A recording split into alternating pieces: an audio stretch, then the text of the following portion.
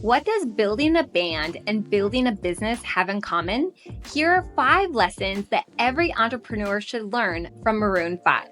I just interviewed Ryan Dusik, who started Maroon 5 and was the founding drummer on the Choose Africa podcast. He came on the podcast because I had just read his book, Harder to Breathe, and I was amazed at how his story of building Maroon 5 and making it into an empire has so many similarities to what so many entrepreneurs and startups go through as well. Now, building a band is, I guess, technically a business, right? The music industry exists because of the fact that it is a business. However, I think we can all agree that music is so much more than just business, but what makes a band go viral and what makes a startup go viral actually have a lot of the same themes of success. So here are 5 lessons I learned from Maroon 5 and my interview with Ryan Dusik. Lesson number 1, every overnight success starts with 7 years of hard work.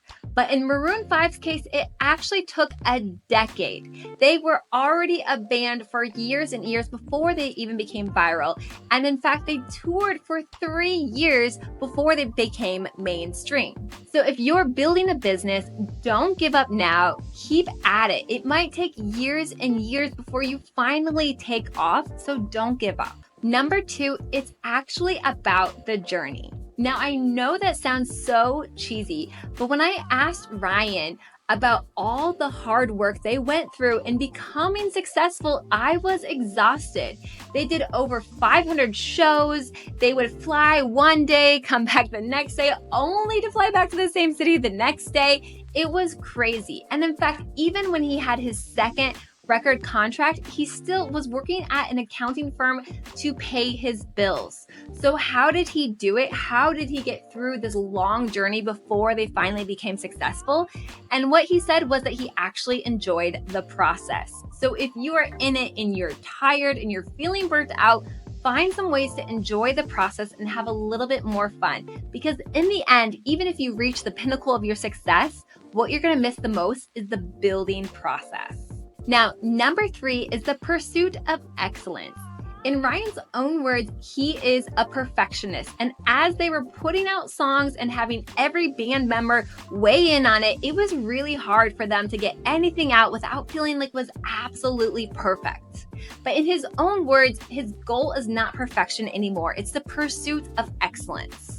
What he said is that when you do something well, congrats, that's awesome. You did something that was excellent. And when you fail and when you mess up, write down your lessons and learn from it. Always be pursuing becoming better and focus on progress over perfection.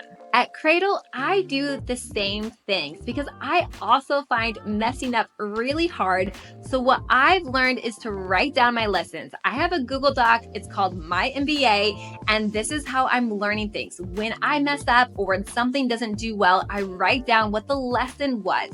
And that helps me make better decisions next time. And I also have shared this document with everyone on my team so that they don't make the same mistakes that I've already made. So again, prioritize learning and getting better instead of having to become perfect. Now, number 4 is failure. And if you learn anything about the Maroon 5 story, you know that there were a lot of highs and a lot of lows, including that their first record deal totally tanked. It failed. They had to change their band's name. There were times when they were supposed to perform and they called it lackluster because they didn't do as well as they wanted to. He shares a story in his book about Adam Levine and how he made his first impression on Sheryl Crow and just totally blew it, totally choked. And then, of course, Ryan ended up having to step out of his drumming position. He was asked to leave the band that he started by his own band members and friends. And essentially, he failed by every standard. But what he learned is that failure also leads to your next success. And so what you have to do is to grieve the loss and learn from it and accept it before you can move on. So if you are like a typical entrepreneur, including myself, you probably have a few failed startups under your belt, and it can be really painful, speaking from personal experience. But what you have to know is that the greatest people in the world have all failed, including Maroon 5 band members. And it's just part of your story and hopefully will make your next venture even better. And number 5, the tip that Ryan shared was just to prioritize his own health and well-being. And so he shared some super practical tips like getting enough sleep, health, fitness, therapy. I mean, it wasn't anything brand new. It's really just about doing the things that we all know that we should be doing.